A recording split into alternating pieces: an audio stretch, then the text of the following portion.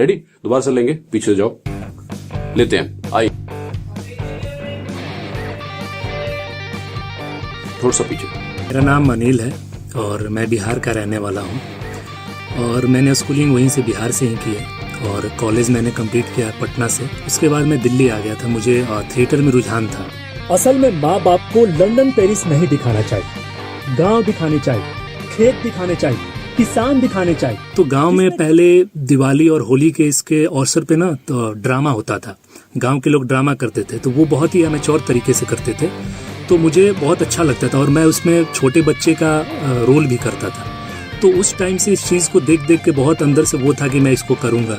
तो फिर किसी से पता किया कि भाई इसको प्रोफेशनल तरीके से करना है, तो फिर कैसे करना होगा। मुझे ये पता चला, लोगों जो 5 साल 10 साल से जो बहुत सीनियर है उन्होंने बताया तो अगर सीखना है तो ये बेस्ट जगह, यहाँ से आप सीख सकते हैं और अपने आप को इम्प्रूव कर सकते हैं एक्टिंग में। और यही बात मेरी अपनी ही औलाद नहीं समझ पाई, इसीलिए इसने कह दिया कि बचा हुआ सारा खाना फेंक दो। सर यहीं से लेते हैं, अगर मेहनत करेंगे तो काम होगा। तो फिर मैंने पता किया और मुझे मिला यहाँ पे ट्रेनिंग करने का मौका। फिर मैं दीपक वॉइस एक्टिंग स्कूल से जुड़ा और उसके बाद अपनी ट्रेनिंग शुरू की। ओह, तो तुमने किसान नहीं देखे, पर मुझे तो दिन रात काम करते हुए मेहनत करते हुए देखा है ना। हंस बहुत अच्छे मित्र थे, संकट और विकट रोज ही वो आपस में मिलते। तो मैं नोएडा वाले स्टूडियो से जुड़ा हुआ था, वहीं पे मेरी क्लासेज होती थी और क्लासेस का प्रोसेस जो था वो हर क्लास के बाद एक असाइनमेंट, 2-3 असाइनमेंट मिलते थे उस क्लास से रिलेटेड कि आप इस पर काम करके लाओ।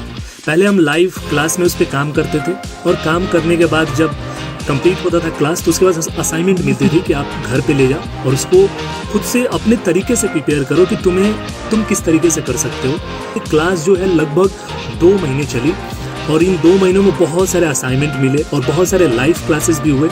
तो मैंने सारी चीज़ों को बहुत अच्छे से किया और टाइम पे सारा कुछ किया, तो मुझे बहुत खुशी होती थी कि हाँ मैं कर पा रहा हूँ और मैं सारा काम टाइम पे करता था। अब कोई भी सामान कहीं भी पहुंचाना, सामान अब कोई भी सामान कहीं और 2 कैरेक्टर्स थे, एक भिखारी का कैरेक्टर था, मतलब भिखारी था लेकिन एक आम आदमी उससे बात करता, उसको उस पर दया आती है कि यार ये बंदा दिन रात यहीं पड़े रहता है और बूढ़ा भी हो गया, चल भी नहीं पा रहा है। तो जैसे आम इंसान जब देखता है तो उसे उसके मन में एक दया उभरती है कि यार ये इसकी कैसी जिंदगी है। तो वो जो इमोशन होता है, जो रियल इमोशन होता है, किसी को देखने के बाद जो दया निकल के आती है, एक्चुअली वो बहुत ही मतलब नेचुरली निकालना वो बहुत मुश्किल होता है, लेकिन जब हम देखते हैं तो वो अपने आप आ जाता है।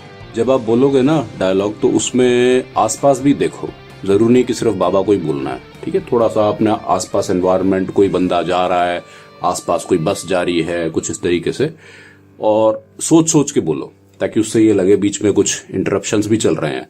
बाबा, मैं काफी समय से आपको यहाँ रोज देखता हूँ, आपकी दशा इतनी खराब हो चुकी है, मुझे बड़ा दुख होता है।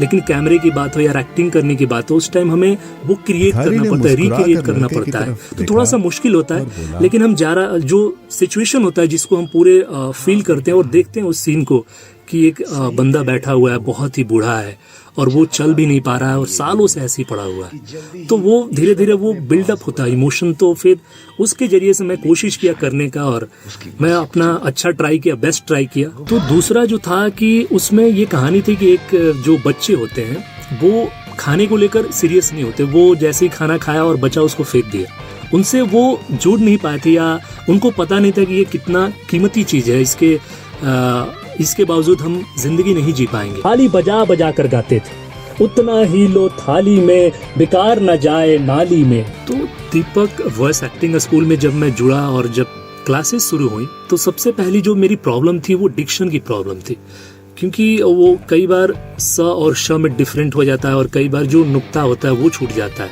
तो ये आदत में नहीं है, लेकिन सर ने इस चीज़ को बताया कि ये बहुत ज़रूरी है अगर आप वॉइस ओवर करना चाहते हो। तो डिक्शन बहुत बड़ी चीज़ है और ये क्लास मेरे लिए बहुत बेनिफिशियल रही, क्योंकि इससे मुझे पहला तो डिक्शन सीखने को मिला और दूसरा जो है कि किसी भी स्क्रिप्ट को जब मिलता है तो उसे समझना कैसे है। क्या होता है कि हम बस पढ़ देते हैं कि ये बात बोलनी है बोल दो, लेकिन नहीं, पढ़ना नहीं होता है। हमें पहले समझना होता है कि ये कहना क्या चाहते हैं और ये इसमें इमोशन क्या है, किस तरीके से कहना है, फ्लो क्या चाहिए, तेज बोलना है, धीरे बोलना है, मीडियम लेवल पे बोलना है, किस तरीके से बोलना है। तो ये सबसे पहले समझना होगा। तो ये सारी चीजें मुझे पहले लगता था कि आवाज अच्छी है या आप अच्छे से बोल पा रहे हो तो आप वॉइस ओवर कर सकते हो, आसान है।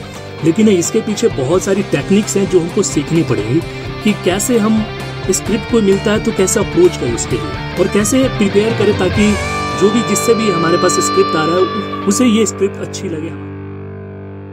तो सबसे बड़ी चीज जो है वो है टाइम की फ्लेक्सिबिलिटी। आप जब टाइम चाहे ऑनलाइन या ऑफलाइन आप चूज कर सकते हैं अपने हिसाब से, अगर अवेलेबल है तो आप काम कर सकते हैं उस पर। और दूसरी चीज जो है कि ट्रेनिंग जो होती है 1-to-1 होती है। और स्कूटर से गाड़ी, फिर गाड़ी भी छोटी से बड़ी हो गई, तो फिर एंटरटेनमेंट वही पुराना क्यों? जैसे हम बैच में ट्रेनिंग करते हैं तो कई बार क्या होता है कि सारे लोगों पर एक साथ काम नहीं हो पाता है। कुछ लोग काम कर पाते हैं, कुछ लोग नहीं कर पाते। लेकिन यहाँ है कि एक बंदा है और जो सिखा रहे हैं सर वो टोटली फोकस है एक बंदे पे, तो आप उसको डीप जाकर सीख पाएंगे। ऊपरी तौर तरीके से तो हम सीख लेते हैं कहीं भी, लेकिन जब 1-to-1 सेशन होता है तो उसमें हम खुल के कुछ भी पूछ सकते हैं और कुछ भी अगर जानना चाहते हैं तो वो भी जान सकते हैं। और जो सर सिखा रहे हैं वो भी बिल्कुल अकेले में डीपली सिखा रहे हैं, क्योंकि वहां पर कोई है नहीं कि चारों तरफ फोकस देना है, एक ही बंदा है तो उसके पूरी एनर्जी के साथ सिखाते हैं। 2 चीजें इसमें ऐड कर दो। मुझे बहुत दुख होता है, आप पे नहीं, मुझे बहुत दुख होता है ये सब देखकर। और दूसरा, आप बोल रहे हो मैं ईश्वर से प्रार्थना करता हूँ वो आपके पास बुला ले।